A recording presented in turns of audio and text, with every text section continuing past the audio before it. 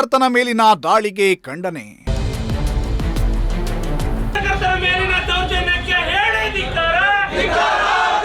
ಪಾವಗಡ ಪಟ್ಟಣದಲ್ಲಿ ಪ್ರತಿಭಟನಾ ಕಿಚ್ಚು.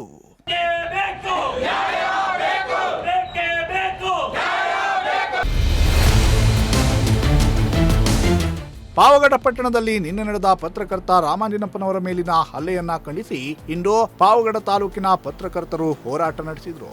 ಪಾವಗಡ ತಾಲೂಕಿನ ಪತ್ರಕರ್ತರ ಸಂಘಗಳು, ದಲಿತ ಪರ ಸಂಘಟನೆಗಳು, ಶ್ರೀರಾಮ ಸೇನೆ, ತಾಲೂಕು ಕುರುಬರ ಸಂಘ ಸೇರಿದಂತೆ ವಿವಿಧ ಪ್ರಗತಿಪರ ಸಂಘಟನೆಗಳು ಪ್ರತಿಭಟನೆಯನ್ನ ನಡೆಸಿದ್ವು.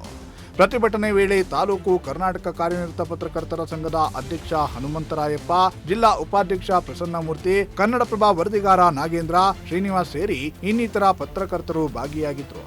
ನಿನ್ನೆ ನಡೆದಂತಹ ಒಂದು ಪತ್ರಕರ್ತರ ಮೇಲೆ ನಡೆದಂತಹ ಒಂದು ಹಲ್ಲೆ ಇದು ಮನುಕುಲಕ್ಕೆ ಒಂಥರ ಕಳಂಕ ತರುವಂತಹ ಹಲ್ಲೆ.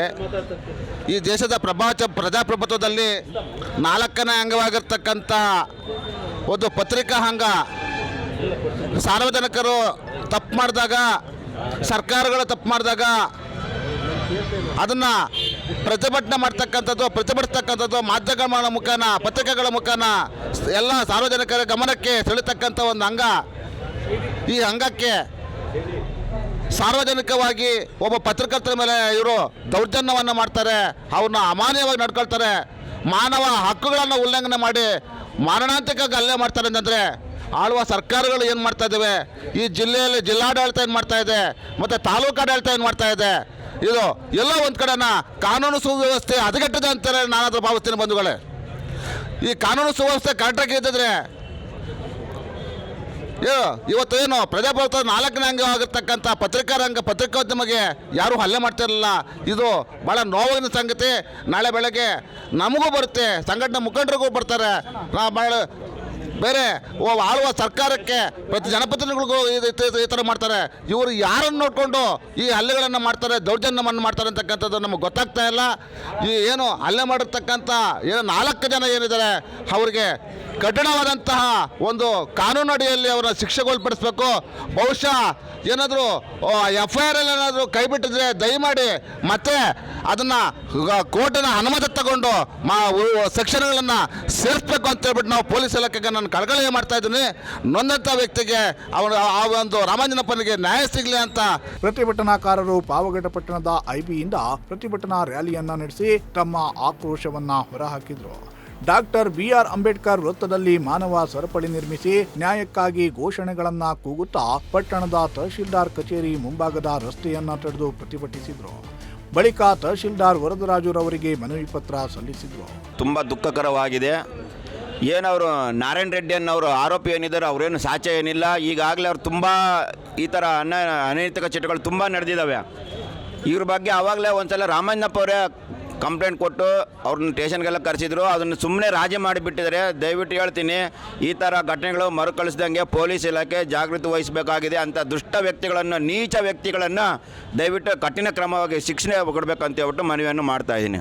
ಇಲಾಖೆಯವರು ಈಗಾಗಲೇ ನಿನ್ನೆ ಕಾರ್ಯರೂಪಕ್ಕೆ ತೆಗೆದುಕೊಂಡು ಬಂದು ಕಾನೂನು ರೀತಿಯಲ್ಲಿ ಅವರೇನು ಕ್ರಮ ಮಾಡಬೇಕು ಮಾಡಿದ್ದಾರೆ.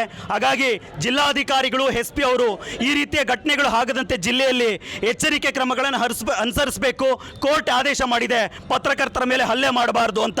ಒಂದು ವೇಳೆ ತಪ್ಪು ಮಾಡಿದರೆ ಕಾನೂನಿನ ಅಡಿಯಲ್ಲಿ ಅವರು ಹೋಗಿ ಒಂದು ಕೇಸನ್ನು ದಾಖಲು ಮಾಡಿ ಅದರ ವಿಚಾರಣೆ ಮಾಡಿ ನ್ಯಾಯ ಪಡ್ಕೊಳ್ಬೋದು ಅಂತ. ಹಾಗಾಗಿ ಮುಂದಿನ ಹಂತದಲ್ಲಿ ಪತ್ರಕರ್ತರಿಗೆ ನಿಮ್ಮೆಲ್ಲರ ಸಹಕಾರ ಇರಲಿ ಅಂತ ಹೇಳಿ ನಾನು ಮಾತು ಮುಗಿಸ್ತಾ ಇದ್ದೀನಿ. ಪತ್ರಕರ್ತರ ಸಂಘದ ವತಿಯಿಂದ ಮತ್ತು ಎಲ್ಲ ಪತ್ರಕರ್ತರು ಸೇರಿ ನಮಗೆ ಒಂದು ಮನವಿಯನ್ನು ಸಲ್ಲಿಸಿದ್ದಾರೆ. ನಿನ್ನೆ ಏನು ಒಬ್ಬ ಪತ್ರಕರ್ತರ ಮೇಲೆ ನಿನ್ನೆ ಹಲ್ಲೆ ನಡೆದಿದೆ, ಅದರ ಬಗ್ಗೆ ನಮಗೆ ಮನವಿ ಸಲ್ಲಿಸಿದ್ದಾರೆ. ತಾವೇನು ಮನವಿ ಸಲ್ಲಿಸಿದ್ರ ಸದರಿ ಮನವಿ ನಾನು ಮಾನ್ಯ ಜಿಲ್ಲಾಧಿಕಾರಿಗೆ ಕಳಿಸ್ಕೊಡ್ತೀನಿ. ಒಂದು ವಿಷಯ ಆದರೆ ಇಂಥ ಘಟನೆಗಳು ಮರುಕಳಿಸಬಾರ್ದು. ಯಾಕೆಂದರೆ ಯಾರೇ ಆಗಲಿ ಸಮಾಜದಲ್ಲಿ ಯಾರೂ ಸಹ ಕಾನೂನನ್ನು ಕೈಗೆತ್ಕೋಬಾರ್ದು. ಬಟ್ ಇದು ಘಟನೆ ನಡೆದಿರೋದು ದುರದೃಷ್ಟಕರ ಅಂತ ನನ್ನ ಸ್ವಂತ ಅಭಿಪ್ರಾಯ. ಮುಂದಿನ ದಿನಗಳಲ್ಲಿ ಯಾವುದೇ ರೀತಿಯಾಗಿ ಇಂಥ ಘಟನೆಗಳು ನಡೀಬಾರ್ದು. ಈಗಾಗಲೇ ವಿಷಯ ತಿಳಿದ ತಕ್ಷಣ ಸಂಬಂಧಪಟ್ಟ ಪೊಲೀಸರು ಎಲ್ಲರೂ ಅರೆಸ್ಟ್ ಮಾಡಿ ಆಗಾಗಲೇ ಕಾನೂನು ಕ್ರಮ ಕೈಗೊಂಡಿದ್ದಾರೆ. ಆದ್ದರಿಂದ ಸಾರ್ವಜನಿಕರನ್ನ ನಾವು ತಾಲೂಕು ಆಡಳಿತ ಕೇಳ್ಕೊಳ್ಳೋದು ಇಷ್ಟೇ, ಯಾವುದೇ ರೀತಿಯಾಗಿ ಕಾನೂನನ್ನು ಕೈಗೆತ್ಕೋಬಾರ್ದು. ಯಾರೇ ಆಗಿರಲಿ, ಪತ್ರಕರ್ತರಾಗಿರ್ಬೋದು, ಅಧಿಕಾರಿಗಳಾಗಿರ್ಬೋದು, ಸಾರ್ವಜನಿಕರಾಗಿರ್ಬೋದು, ಏನೇ ಇದ್ದರೆ ಪೊಲೀಸ್ ಸ್ಟೇಷನ್ ಇದೆ, ಕಾನೂನು ಇದೆ, ಅವ್ರ ಪ್ರಕಾರ ಬಂದು ಅವರು ಕಂಪ್ಲೇಂಟ್ ಕೊಟ್ಟು ಏನಿದ್ರೂ ಅವರು ಕಾನೂನು ಕ್ರಮ ಕೈಗೊಳ್ಬೇಕಂತ ಈ ಮೂಲಕ ಕೋರ್ಕೊಳ್ತೀನಿ. ತಾವೇನು ಮನವಿ ಪತ್ರ ಸಲ್ಲಿಸಿದ್ದೀರಾ ಅದನ್ನು ನಾನು ಜಿಲ್ಲಾಧಿಕಾರಿಗೆ ಈ ದಿನವೇ ಕಳಿಸ್ಕೊಡ್ತೀನಿ.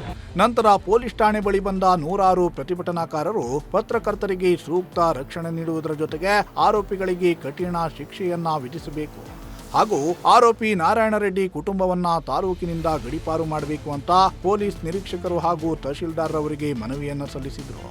ಇಮ್ರಾನುಲ್ಲಾ, ಪ್ರಜಾಶಕ್ತಿ ಟಿವಿ, ಪಾವಗಡ.